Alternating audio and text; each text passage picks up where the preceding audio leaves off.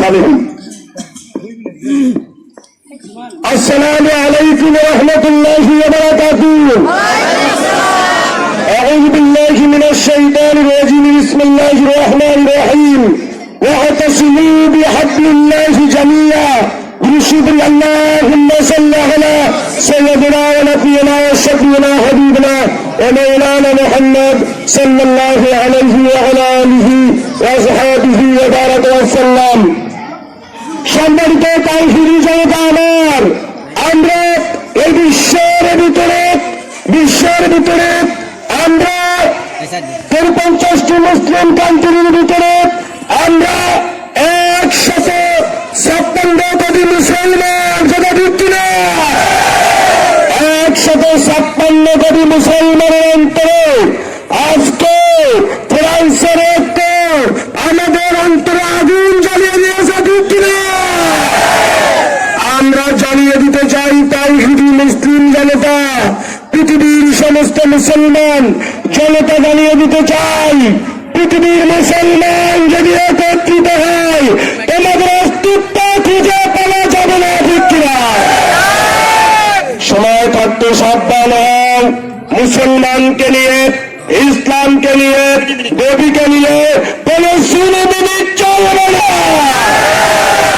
যদি মুসলমানদের উপরে কোনো আঘাত আনা হয়, নবীর বিরুদ্ধে কথা বলা হয়, আমরা যে দলে থাকি না কেন সমস্ত মুসলমান এক হয়ে যাব।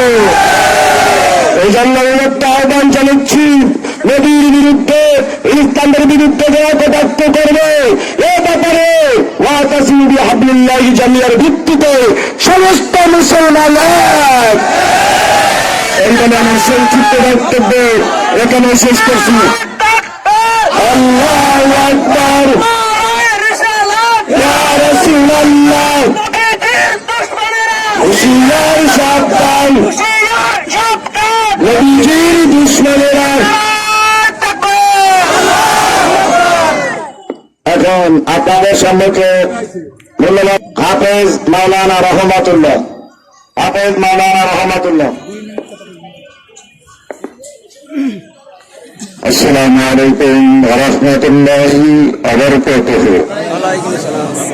কুরআনুল কারীমের 29 নম্বর পারা, সূরাতুল কলম, আয়াত নম্বর 12 থেকে 13, যার অর্থ হচ্ছে যে আল্লাহ রসুলের সাথে যারা বেয়াদবি করে, যারা আল্লাহ রসুলকে অপবাদ দেয়, তারা হলো বাস্টার্ড, যারা সন্তান অবৈধ সন্তান। এর আলোকে আমি বলবো, ফ্রান্সের প্রেসিডেন্ট তার সহকর্মী যারা আছে, রসুলের বিরুদ্ধে যারা কথা বলেছে, তাদের বাবার কোনো পরিচয় নয়।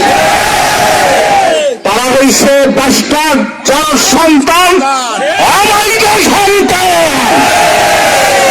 এর আলোকে বলবো, সারা পৃথিবীতে বাংলাদেশ সহ যারা রসুলকে ইনকার করে, তারা ওই পথের পথিকরা। ফ্রান্সের প্রেসিডেন্ট, তুমি জানো না, আমার রসুলকে যদি কষ্ট দেওয়া হয় মুসলমানের কলিজায় আঘাত লাগে। আমাদের ঘুম হয় না, সন্তানদেরকে ভালোবাসতে পারি না, মা বাবাকে ভালোবাসতে পারি না, তার চেয়ে বেশি ভালোবাসি রসুলকে। সম্মানিত শুধু আমি বলবো, ফ্রান্সের যত পণ্য আছে, যত মেড ইন ফ্রান্স নামের যত মানে বাংলাদেশে যেইগুলি আমদানি করা হয়, এইগুলি আপনারা সকলে বয়কট করবেন।